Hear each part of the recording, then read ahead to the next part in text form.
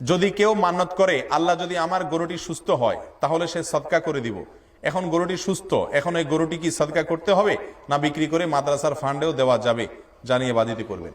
প্রথম কথা হলো, একটা মজার বিষয় শুনেন, মান্নত করা এটা ভালো কাজ না খারাপ কাজ?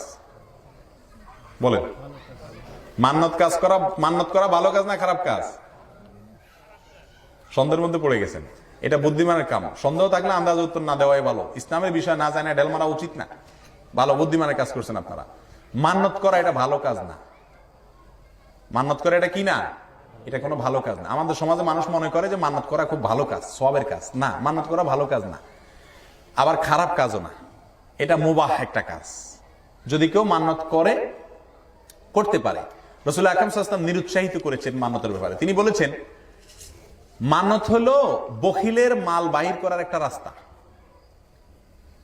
আমার ছেলেটা যদি আল্লাহ পরীক্ষায় পাশ করে তো আমি এই কাজটা করে দিব। তার মানে আল্লাহ তোমার জন্য আমি দান করব, ওই ভালো কাজটা করব আমি, তবে শর্ত হলো আগে তুমি আমার এই জিনিসটা দিতে হবে। তাহলে আল্লাহরে ঠেকায় তারপর আমি ভালো কাজের নিয়ত করলাম। ব্যাপারটা এরকম হয়ে গেল না? এই জন্য মান্নতটাকে রাসূল সাল্লাল্লাহু আলাইহি ওয়াসাল্লাম খুব বেশি পছন্দ করতেন না।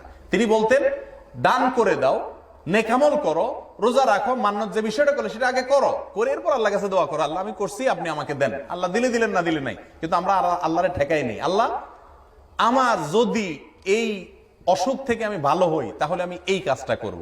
তার মানে আগে আপনি করে দেন, আমার সুস্থ, তারপর আমি এটা করবো। ব্যাপারটা এরকম হয়ে গেল না? তো আল্লাহর সাথে এরকম কোন শর্ত দিয়া কিছু করা এটা প্রশংসনীয় কোনো কাজ না, তবে আবার নিষেধও না। মান্নত আমাদের আম্বিয়া আলাইহিস সালামের অনেকে মান্নত করেছেন, কোরআনে আলোচনা আসছে। অতএব মান্নতকে আবার কেউ নিষিদ্ধ বা খারাপ কাজ মনে করবেন না।